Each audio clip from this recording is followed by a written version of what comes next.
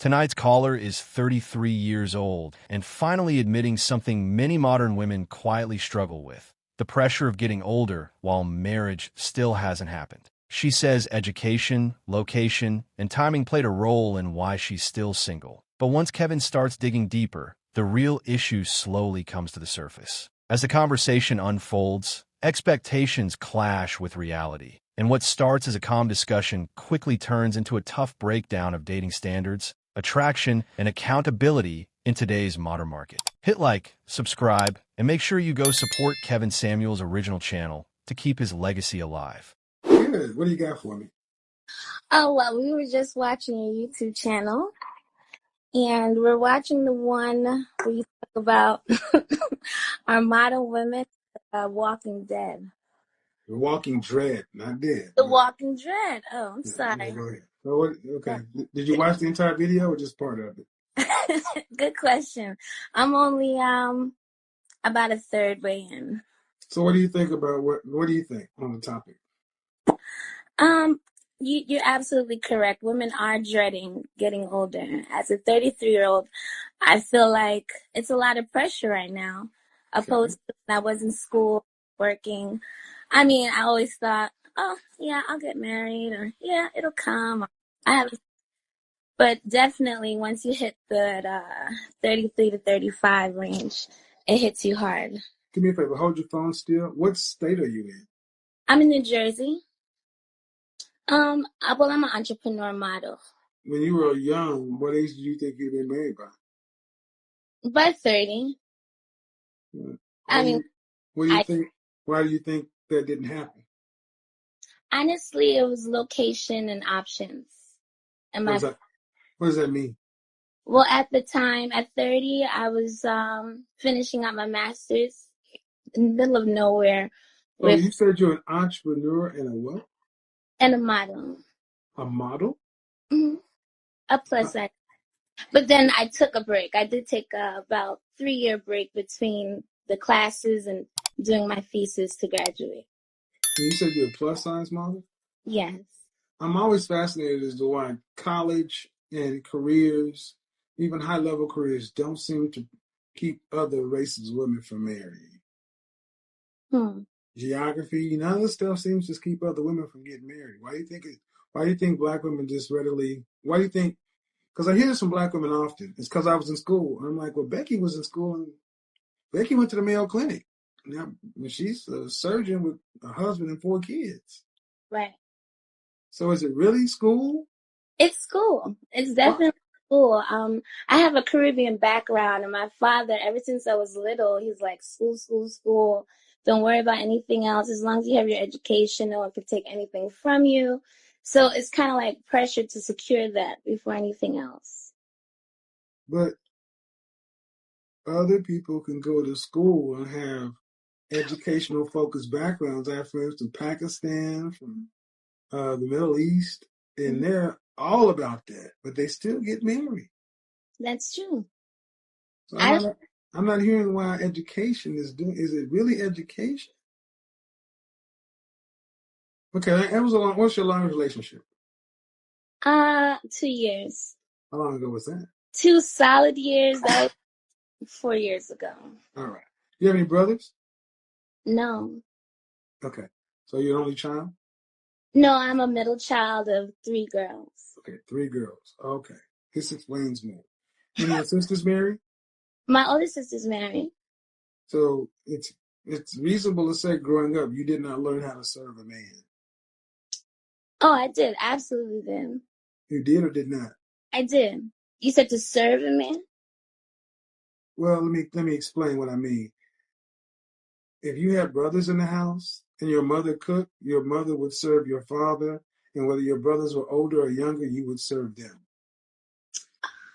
When the dinner was done, your mother would clear your father's plate. The women would clear the men's plates. You're right. You had no men in the house, so it was all female energy and a father.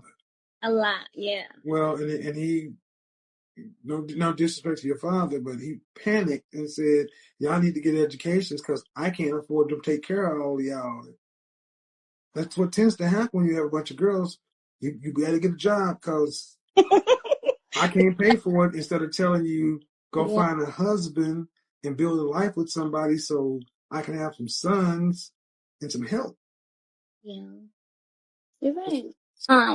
I would say my options as far as what I'm looking for wasn't available. What are And you my, looking for? intellectual brother, ambitious, family. How tall are you? I am 5'5". You know what's coming next? Dress size? I wear 22. All right. Yeah, I'm juicy. I already know that. That's not the word I would use.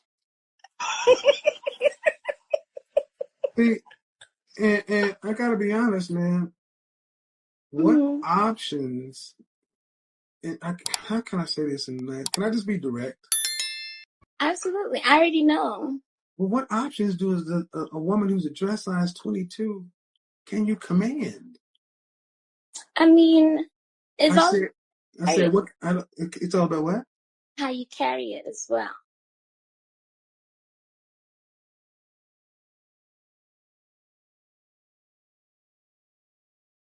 Ma'am, you're 5'5", Yeah, and what's the most you've ever weighed? 350. And a woman is 5'5", should be 125 pounds. You are almost 3 times, at your height, you're almost 3 human beings. No, that's not my current weight though. I've I lost. said at your height. Okay, but that's not. 350 and 3 times 125 is 375. At your height, you are almost 3 women. And what I'm asking in the nicest, most gentle way possible is Mhm. what kind of options can a woman who is 350 pounds or thereabout think she can demand? I just want to clarify that my biggest weight is 350, but that's not my current weight. Okay, ma'am, how much do you weigh now? Currently, I'm 250. Okay, not much. Okay, it's an improvement, Absolutely. but it is still, I'm just leave it alone. But what I don't understand is how you could say education is what kept you from marriage when most people would Oh, say it. Hold on. okay. Most people would not say school and geography. Most people would point to your weight. Oh, yeah, I know. I But know. that's not what you said. You said school. For me personally, I feel like I No, missed out. no, man, that's not what it was. And you're an educated woman. And Uh-huh. you're sitting here trying to tell me that well, it wasn't the fact that there were men in college. There were men around you, ma'am. You were too big for anybody to really seriously consider you. Right. So telling yourself it was school Is is incorrect. delusional. That makes sense. But what's troubling is that I had to pull that out, and at 33, you can't be honest with that. Oh, no. I accept that, You but accept what I said, but it's not what you openly admit. It's the point. I true. mean, it's pretty clear. Why aren't you married? Well, I think it's geography and Well, I have spelling. options to get married, but I just didn't take But them. not, right, options. But let's also be honest. The kind of man you say you want, you don't have. Well, I'm dating now, so But the kind of man you say you want, you don't have. I do have now, but I'm not married yet. You say you want an intelligent and ambitious man. Why? Why is ambition important? Ambition is important because it shows me where you want to go and how you process life and the things that you want to achieve. Do you Ambition, want children? absolutely. How many? At least two And what does your doctor say about that? is very possible. And how long have you been at 250? For about 8 years. Okay. Yeah. Well, honestly, I believe that the truth is that many black women have let themselves go to the point to where, honestly, y'all can get up 300 plus pounds, which is why Spelman got rid of all their college athletics because they saw so many women coming to college in your height, weight, and not really giving a damn.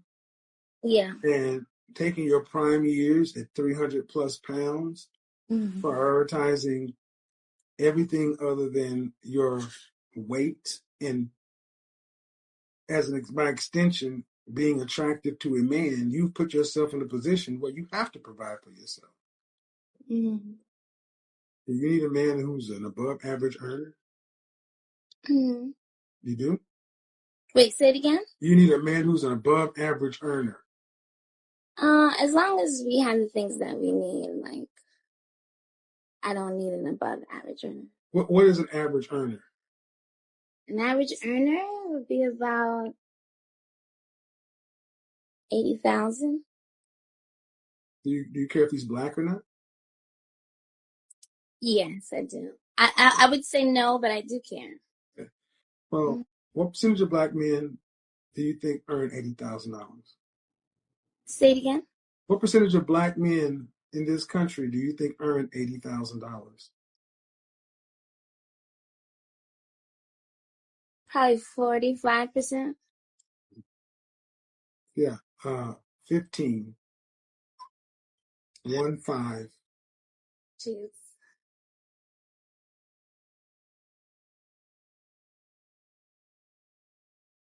Mm-hmm. So they're not nearly. So if you need a man to make 80,000, the chance you need to cut what you. That just see what I mean by being diluted. You think the average man earns $80,000 in this country, and the average black man earns 42. Well, I haven't had a problem with coming in contact with those people. Yeah, but see, I But don't really concern myself with coming into contact with, hooking up, dealing. I keep score on marriages because that's one of the convenient highs that a lot of systems like to tell themselves, because I can date men, have sex with men, interact with men on this level, that it's just like being married to it. And it's absolutely not. Right. So what I've showed you tonight, ma'am, is you don't really have a clue what's going on out here with men, which explains why you got to hold on to this one, because I'm assuming he earns $80,000 or more. Does he? Yeah. All right. Because if you don't have him, that means you got to go back out here in the market, right? In a pandemic, right? Yeah, right. And I can tell you this: the men, black men who earn what you're talking about, are not looking for women that weigh more than them. Are you sure?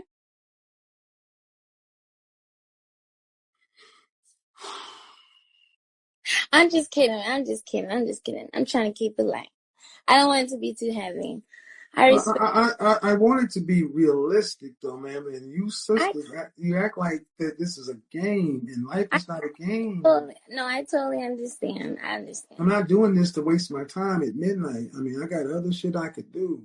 I mean, you clicked on me. All right, and that's what I'm doing. You know what?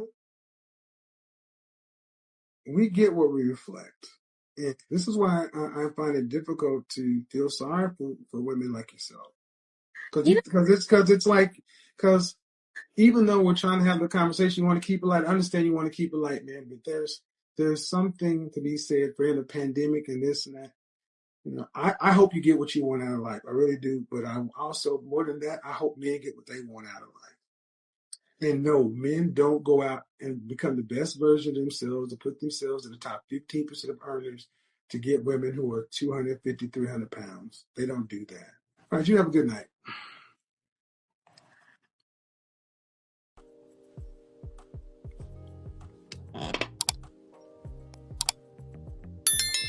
Well, and if I don't believe that woman was 250 pounds, there's 5'5" and dress size 22. that is 5'5" and a dress size 22.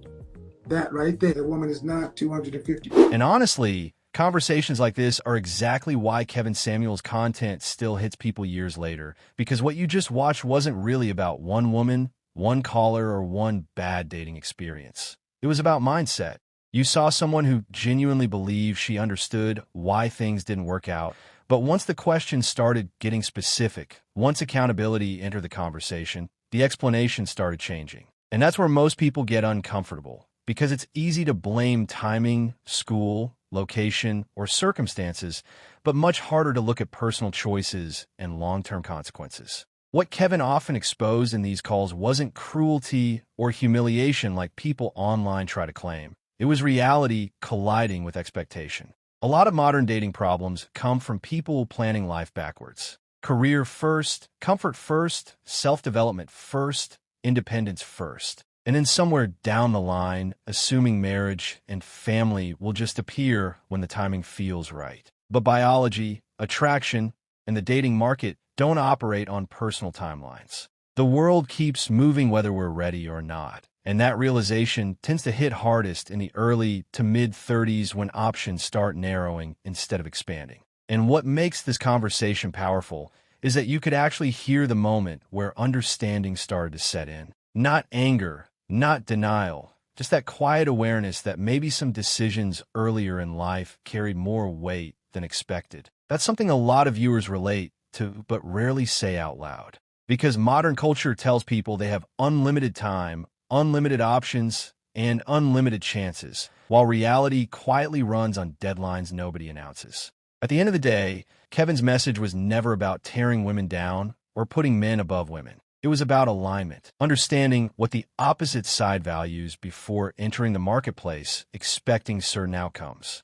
Relationships are negotiations whether people like that word or not, and both sides bring advantages, limitations, and trade-offs. Ignoring that doesn't make it disappear, it just delays the lesson. And that's why these clips continue to circulate, continue to spark debate, and continue to make people uncomfortable. Because somewhere in these conversations, viewers see reflections of real-life decisions playing out in real time. Some people watch and disagree completely. Others watch and rethink everything. But nobody watches and feels nothing. So let me know what you think down in the comments. Was Kevin being realistic here, or was he too harsh? Do conversations like this help people, or do they push them away from accountability? If you enjoyed this breakdown, make sure you like the video, subscribe to the channel, and as always, go support Kevin Samuels' original content to keep his legacy and these conversations alive. Thanks for watching, and I'll catch you in the next one.